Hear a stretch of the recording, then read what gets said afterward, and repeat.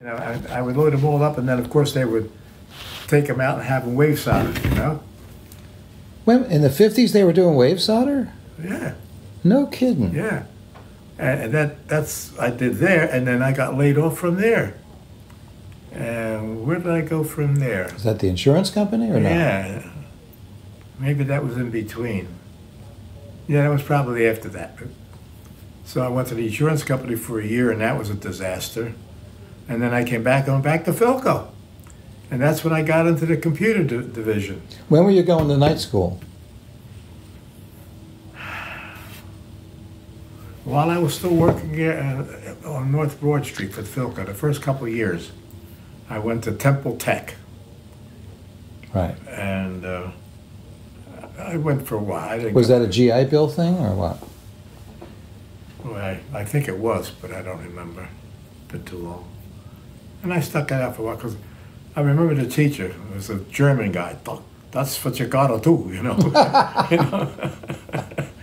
And I just felt that the projects they gave us to work with, they gave us a little PC board or something with a couple components and whatever. I guess I just couldn't get myself into that. It probably was all right, but I just didn't feel that was technical enough or something. Now, was that before you worked at Philco? No, that was while I was working. Oh, for Philco, okay. The first Philco. And you said that was on North Broad Street, Philco? Or that was Temple? Well, that was Temple, but my first North was Broad for Philco was at 6500 North Broad Street. It's up above Olney Avenue. Oh, okay. It was what we had was a garage, and part of the garage was a division that did the same thing, but they were testing refrigerators and freezers and stuff okay. like that. And we had the other portion where we worked on the audio stuff. Now, where was the stuff built? It was all built in the factory. But was that C in Tioga, or where was that? Where was the factory? Well, the Philco factory at that time was at C in Tioga. That's where they built all the radios and TVs and what have you. The refrigerators and that stuff, I don't know where that came from. I think they did have a plant out in Indiana at one time, but I don't know if that's where that stuff came from or not. But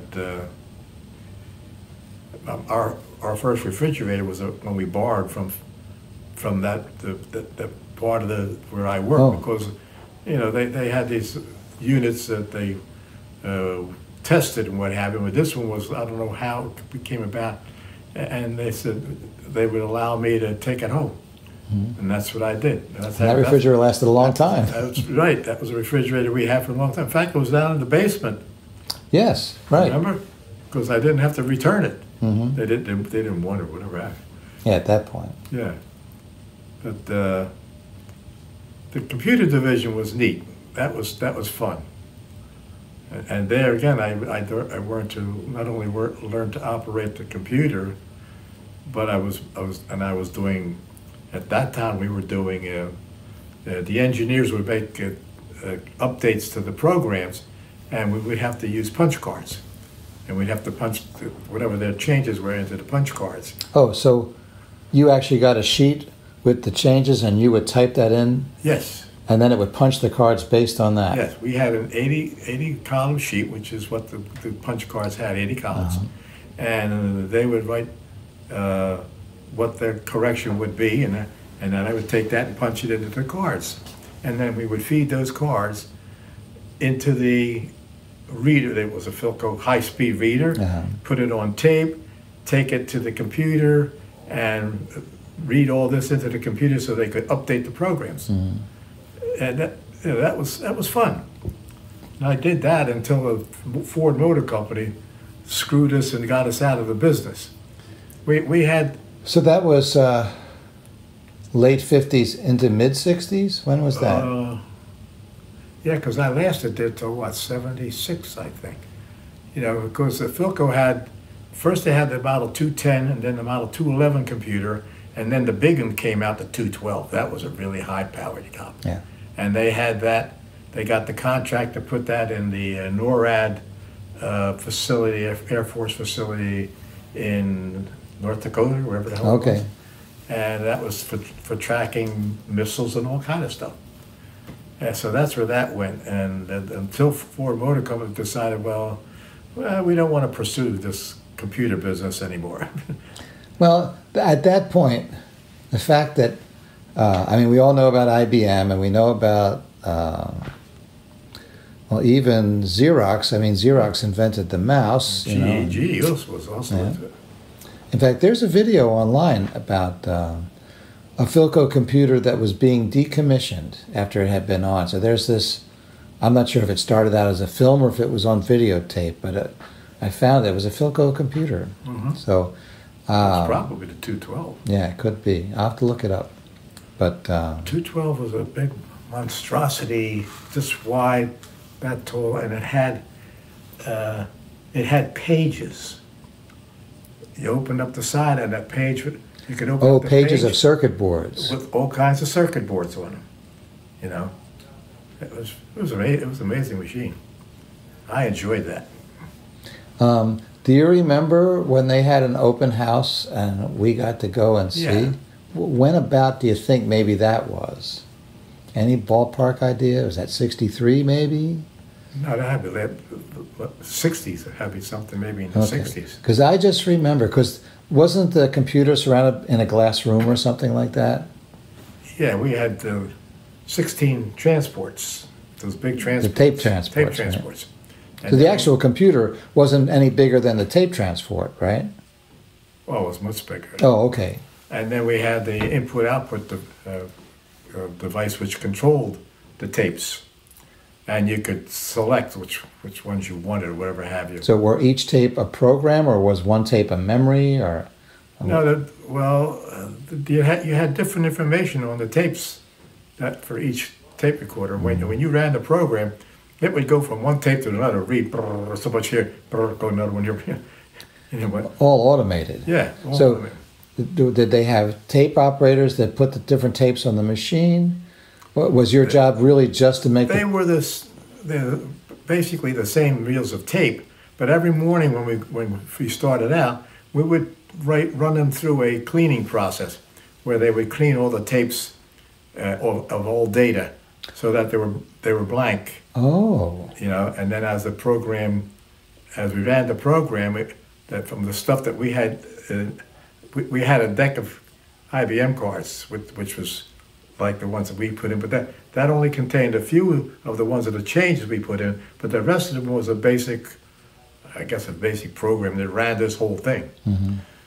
We had a high-speed reader that read That you put a stack of cards and well, just went. Yep. when we had the tapes and the I/O processor. What else did we have? We had a high-speed printer. So that after we ran the programs, if everything ran okay, we would take the tape, go to the high-speed printer, and it would print out, and we would get a stack, a printout about yay big of all of this data, which the engineers would analyze. And after that, you'd bring the old paper home. Yeah, remember we used to do pictures of Santa Claus and all that stuff? Oh yeah, which you did on the computer, right? Right, Mhm. right. That was an interesting time for me. That had to be, because that was state-of-the-art technology, because it wasn't consumer technology. No, It was, it was engineering, strictly engineering. I remember being taken there. Yeah, we went to a couple of Philco, not parties, but The picnics. picnics. But I don't know that the picnics. And one time we went there and we had a video, a movie, and I think you were helping me to Spread the use a projector. projector, and whatever it was. I guess it was really basically a history of the program. or whatever. But what was that at the picnic that we watched the movie? No, that That was at at- the factory. oh, They were okay. at the In Willow Grove. Willow Grove. Yeah. Exactly. Yeah. Which is no longer there. That building was torn down. Oh, was it? And now it's a Walmart. You're kidding. Yeah. What was the address? Do you remember? Willow Grove? It was Welsh Road, right? Yeah, Welsh Road. I don't know. Do you remember what your extension was on the phone? 320 stuck with me for a long time. And you used to complain about the air conditioning because you'd be under a duct and you'd get all this cold air on Yeah, you. especially in the computer room. It Oh, was yeah. really cold. Yeah. We also had, they were working on a system for the post office. They were trying to automate The reading of the letters. And yeah. stuff? Yeah, I think it was that, because That would have been an early character recognition Yeah. software. I don't remember much about that at all, but I remember the machine. Yeah, that was the closest I came to really being more involved with the engineering part of it. And what about programming the Gardner Denver machine, the wire wrap machine? Oh, yeah. About what time was that? That was about the same time. And that was for wiring the backplane for other Philco computers that were Right. sold? Like I told you, those pages that the little the printed circuit boards were about yay big that plugged into there, but the back panel was a big circuit board. So that was So they all plugged in, and that back panel was Yeah. all wired by a machine. yeah. I forgot about the Gardner Denver machines. Well, once in a while I see a Gardner Denver. It hasn't been recently, but I remember seeing they made all kinds of machinery Yeah. that wasn't as precise as that. But I was like, wow, my dad used to work on one of those. Yeah. I even got to work a little bit on we used to have the schematics, which showed the different types of What was on the circuit boards or wiring diagrams? a wiring diagram, and we used to have what's the different components? Been so long. You mean like capacitors and things, or? Well, some of that, but there was the different types of ICs. Oh, okay. Different types of ICs, and we used to be able to move the mouse and click on a component here, and based on whatever the engineers wanted us to do. Click here, click there, click there. And then they would update that diagram or the circuit board. Oh, the circuit board layout. Yeah, Oh, okay. yeah. I got to do that a little bit. That was interesting. We did a lot of neat stuff. You did some drafting when you were there? Yes. In fact, that's how I got into the computer division. The day I went to work there, my supervisor gave me a drawing, and he said, we want to expand this to a D-size sheet. And I had to take all these components. I don't know how I did it, but I managed to do something. And But didn't they have those things where if you were rescaling something, those things that they used on the drafting tables that moved, yeah, but it was like you could make something here and it would appear over here, but to scale, bigger or smaller, right? You don't remember? I don't remember. Okay. All I know is that was the first thing I did in the computer division. Then from there, I progressed into the punch card business and the high-speed IBM reading machine. Now, did you know how to type? Well enough. Okay. A key punch machine. Have you ever seen key punch machine? Yes, we had one in high It's school. about so big. Yeah.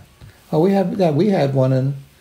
I did key punch class in college too. Yeah, that was interesting time. And then by the time we got to Willow Grove, that was when things really expanded. Oh, you weren't. Oh, you started We before. started out at Abbotsford Road. Where's that? Abbotsford Road, if you go down Hunting Park Avenue, cross Broad Street, that's where the old, what's the plant that they're trying to either tear down and do something with now. They used to build the railroad cars and what have you. Oh. What was the name of that company? It wasn't Pullman. No. No, what was the name of that outfit? Oh, I forget. But anyway, you took it down to that intersection. You made a right turn. That took you out to Abbotsford Road. Then it had a gigantic parking lot in the back. 'Cause that building was like 8 or 9 levels down because during the war, they built everything so it would be like kind of bomb-proof, I guess. Oh wow. Yeah, it was a huge building. There in Manhattan, there's several Civil War era buildings that have several basement levels. Each basement level is shorter and shorter till you could barely stand up down there.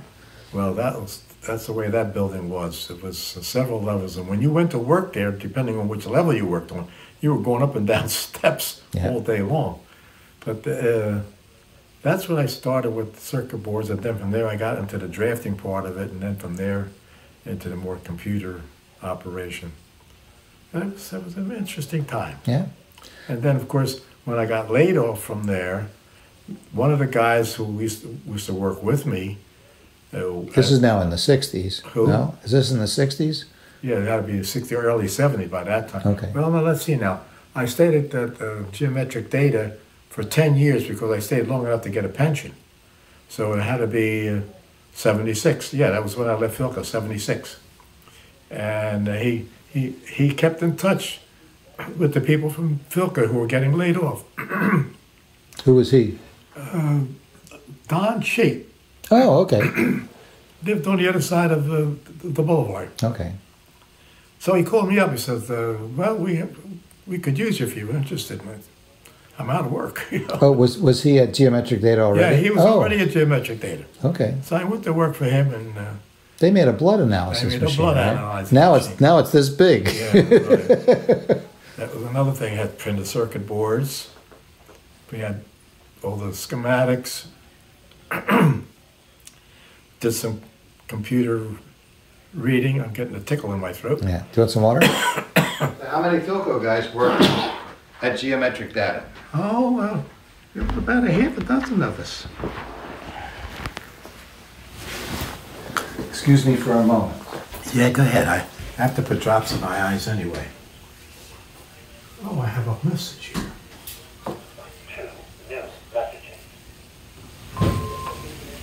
Hey, Bob. What are you three amigos doing these days? I thought I'd give you a call to see what you're up to. You have a good day. Talk to you later. I just got back from the VA. Have physical therapy appointment. I'll talk to you later. Bye. It's 9 o'clock. Wow, where did the time go? Wow, no. Well, talk. I did get a call from your brother. I probably should call him back. Oh, you want to call him back? All right.